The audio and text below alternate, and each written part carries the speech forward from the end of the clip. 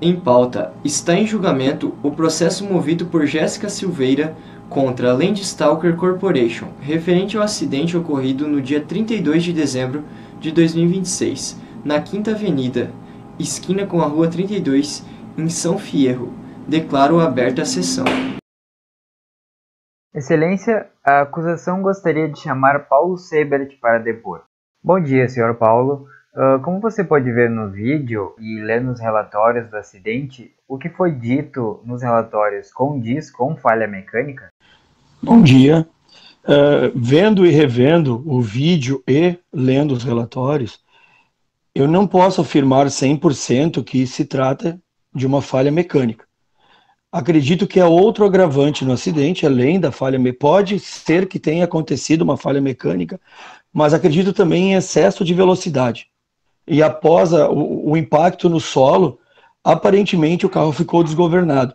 Pode ser que haja uma falha mecânica a partir daquele momento. Bom dia, Sr. Paulo. Muito obrigada pela presença. Então, pode atestar com certeza a falha mecânica e não falha humana? Não posso fazer esta afirmação.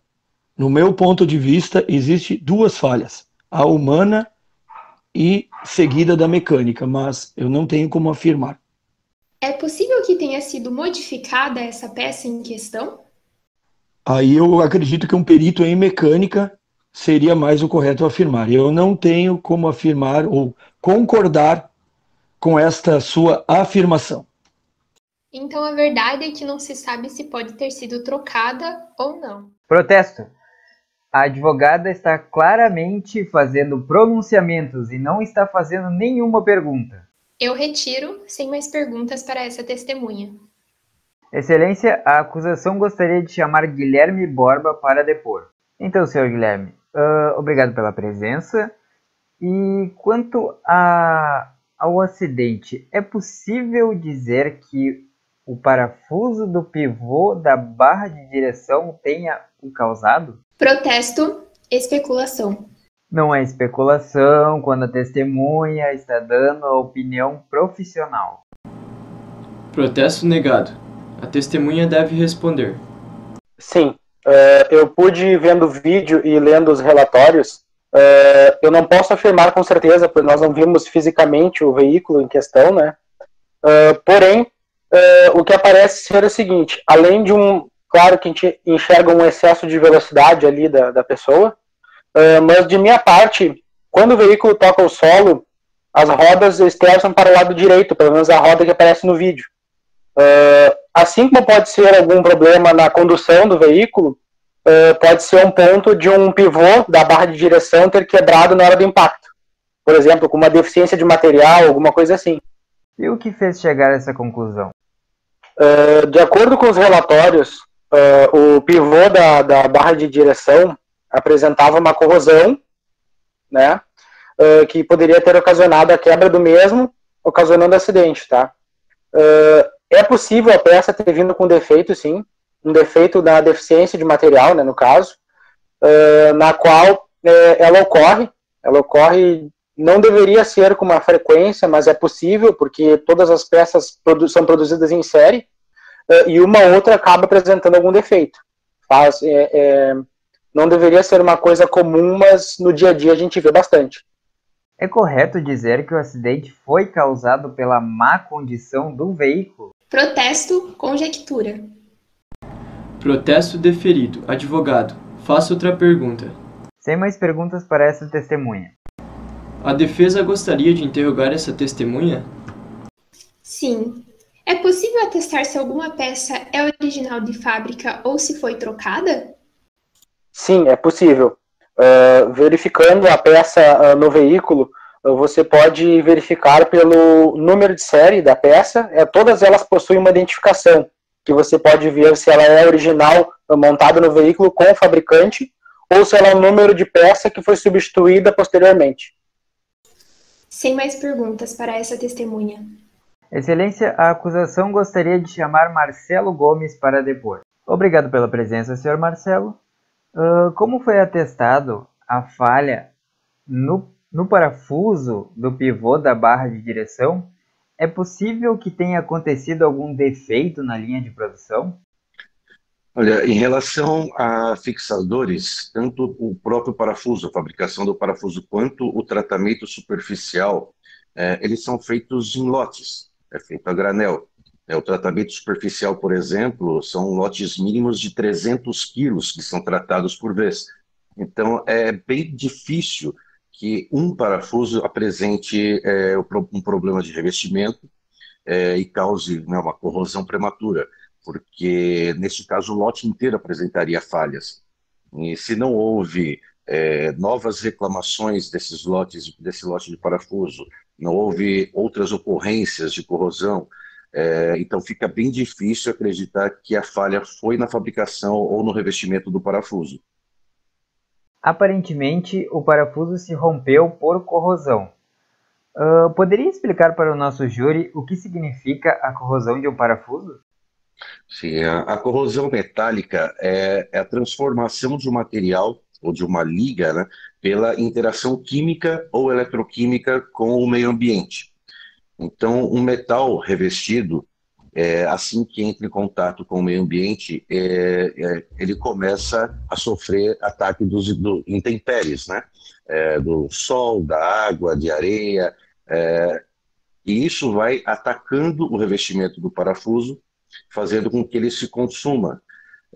A corrosão, que é o produto desta interação química, desta reação química, ela faz com que o parafuso comece a perder massa e podendo comprometer o conjunto onde ele está exercendo a fixação e podendo, inclusive, se romper.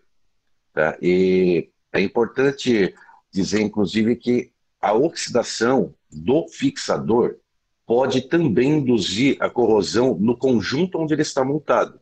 E isso pode comprometer não só o parafuso, mas pode comprometer todo o conjunto. E como evitar essa situação para que não ocorra novamente? Sim, nos parafusos, assim como em outros componentes do veículo, para evitar a corrosão, é feito um tratamento superficial. Esse tratamento faz com que aumente a vida útil das peças, né, no caso específico do fixador, do parafuso, e isso é estudado no projeto do carro, no projeto do veículo. Então é levado em consideração a geometria da peça, onde essa peça será montada, a dureza do metal. Existem vários pontos que devem ser analisados antes de se definir qual é o tratamento superficial adequado para aquela peça, né? Então, por exemplo, se uma peça vai ficar dentro do carro, né, no painel, no assoalho, ou se ela vai ficar do lado externo do carro, se ela vai ficar exposta a intempéries. Então é preciso avaliar a utilização da peça para definir qual o melhor tratamento contra a corrosão para esta peça, para que não ocorra corrosão prematura. Os tratamentos superficiais mais utilizados pela indústria automobilística são o zinco eletrolítico, que é o mais comum, o zinco ligas, que são como, por exemplo, zinco níquel, zinco ferro, zinco estanho. Nós temos um outro categoria de revestimentos chamados de organometálicos, que são revestimentos ricos em zinco, mas não são eletrolíticos, é feito como se fosse uma pintura. E também é bastante utilizado um revestimento chamado de zinco por imersão a quente, também conhecido como zinco a fogo. Então esses revestimentos são os mais utilizados para se evitar a corrosão nas peças do veículo. Tá? Parafusos sem revestimentos, eles possuem uma vida útil muito baixa.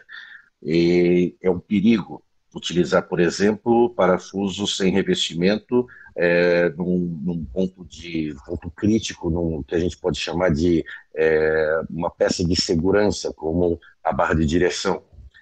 Outro ponto é que, dependendo da utilização da peça, dependendo da dureza do metal, ele não pode, por exemplo, passar por um processo de revestimento que pode causar fragilização por hidrogênio. Então, uma peça que está exposta a um estresse dentro do veículo, uma peça de segurança, se ela possui fragilização por hidrogênio, ela pode se romper a qualquer momento. Então, é preciso ser feito um estudo minucioso de onde a peça será utilizada, qual a geometria da peça, qual a dureza do metal, para só depois se escolher o revestimento adequado para esta peça. Uma peça, por exemplo, de segurança, um parafuso que vai ser utilizado na barra de direção, é uma peça que não pode, por exemplo, passar por um processo de zinco eletrolítico, porque uma peça de segurança, em hipótese alguma, pode estar sujeita à fragilização por hidrogênio. Então, se essa peça se romper, pode causar um acidente. A defesa gostaria de interrogar essa testemunha? Não, na verdade, a defesa gostaria de chamar Jéssica Silveira para depor. Senhorita Jéssica, a senhora reconhece esse documento? Protesto. A acusação não foi informada sobre a natureza desse documento e nem atestar a legitimidade dele. Excelência, esse documento é uma nota fiscal em nome da querelante. Ela própria pode atestar a legitimidade do documento. Vou permitir. Protesto negado. Sim. Excelência, gostaria de incluir como prova essa nota fiscal de serviços feitos no veículo, 3 dias anteriores ao acidente de uma troca de óleo em uma oficina, no qual o veículo ficou mais 24 horas sob responsabilidade do estabelecimento. E também gostaria de incluir como prova o vídeo das câmeras de vigilância, no qual vocês mesmos podem tirar as conclusões. Minha equipe conseguiu dar um zoom na imagem e melhorar. Esse vídeo foi cedido pela oficina. Mostra o exato momento em que é invadida. O relógio nesse instante marca 13h14 da manhã.